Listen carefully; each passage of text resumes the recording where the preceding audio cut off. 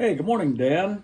It's still Friday, but it's I'm actually talking about Wednesday. So this is week three match day report, um, and I have to tell you, I went into this match coming off of the windstorm Tuesday night, a giant hole in the roof at Mugby.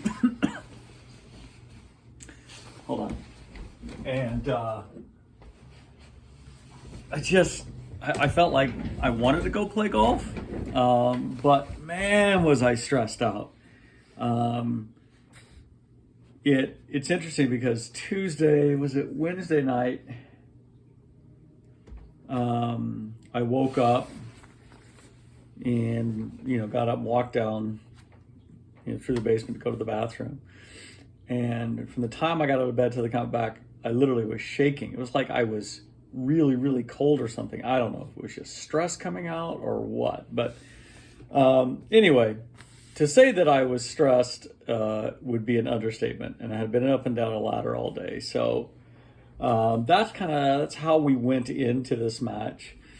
There was an regional boys golf tournament at Trempealeau that day. So we couldn't actually get on the course until 4:30 to start warming up, which was fine because I didn't really want to be there for that long anyway. So we started on the first hole at Trempealeau, which is par 5.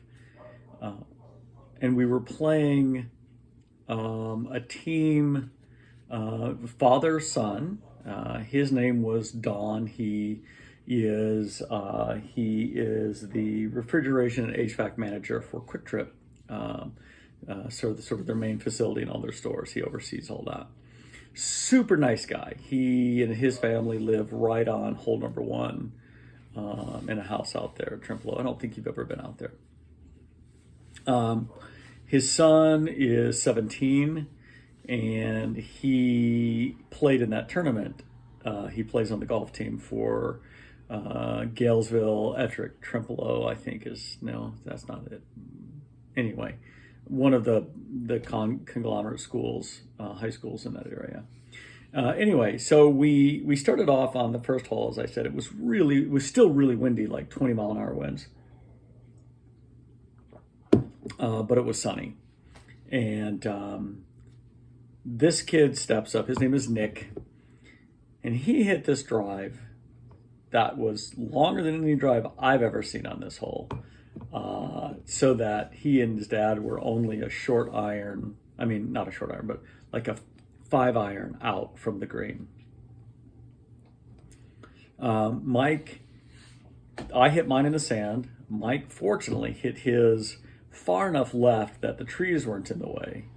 And we were able to get to, 110 yards after our second shot. We used my second shot.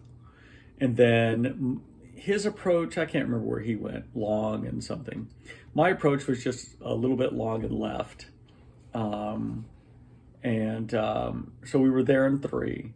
And these guys were on in 2. They had a good chip to a good first putt to within a foot. It was a gimme birdie. Our chips were still 10 feet away from the hole, and they were kind enough to concede a par for us. And even though in match play, once you've won the hole, you can just stop. But because we're playing kind of a combination of match play for the match and then stroke play to keep track, because you get points if you beat your average, right? So them conceding that hole, that par putt, actually got us. It was actually a big benefit to us. Otherwise, we might have bogeyed or even double bogeyed, which would have made it harder to get our average. So anyway, but they were, like I said, they were super nice. They were just out having a good time. The son, though, Nick, he was really funny. He had these killer long drives, but inevitably his iron play were all shanks. I mean, and what a shank is when you hit it, you got your club face, and then you got your hosel. This is the hosel, the club, and then you got your shaft.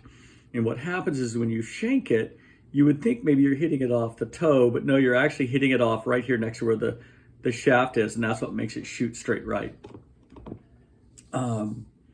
So anyway, so we get to the second hole. It's a par 3. Mike hits a pretty good. Mine was short. His was just left of the green. But I had a really good chip to like 6 inches for the par.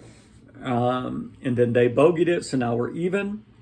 We get to the third hole, and we got a stroke on the third hole because they had a slightly better average than we did.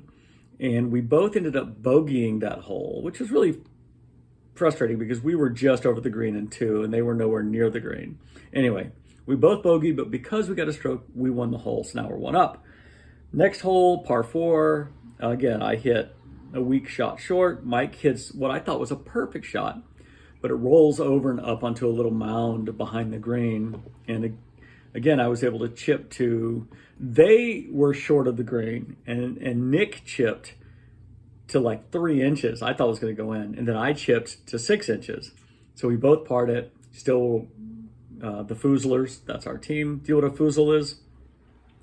To foozle is an old, like primarily British slang term meaning to hit a bad golf shot. So we're the Foozlers. So anyway, we're 1 up still. So we get to the 5th hole. Mike has just a beautiful long drive.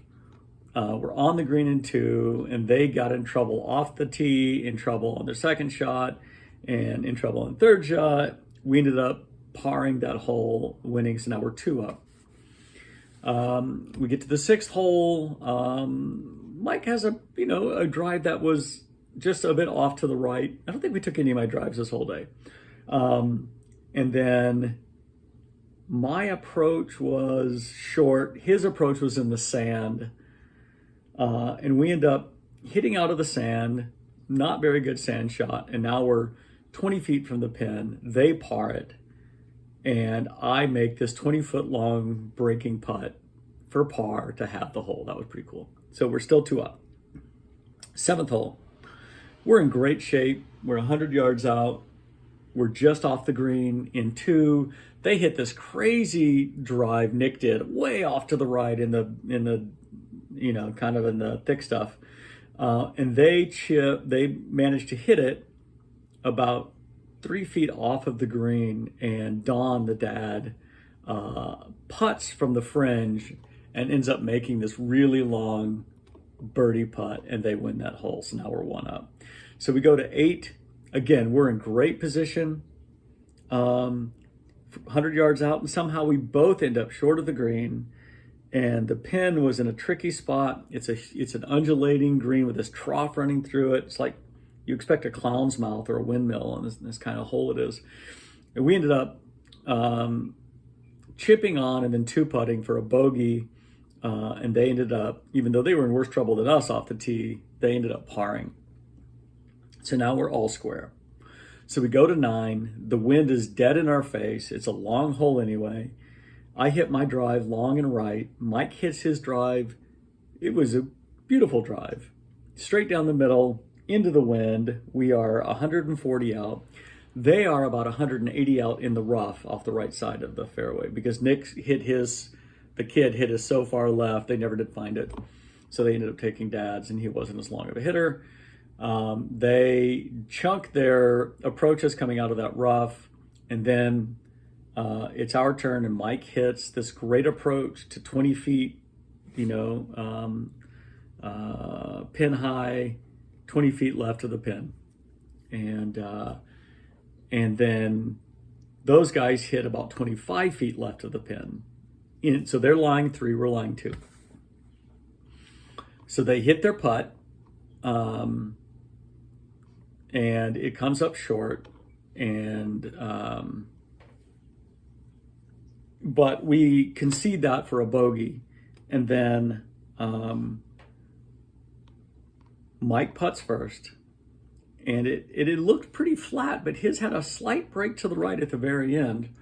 But still he came up like 2 feet short, and that's not a gimme. And then I step up and hit my putt, and it went in for birdie, and we won the match 1 up. So very exciting. But it was just a lot of, I tell you, it was just a lot of stress. that I was carrying from Wednesday. And then, of course, Thursday, I knew I had to get up early and get working on that roof, which I did, as you saw in that other video. So anyway, that is the story of match day 2. This weekend, we have other stuff coming, and I'm not going to tell you what it is. And I will tell you about it after it happens on Sunday. So that is my story. I'm sticking to it.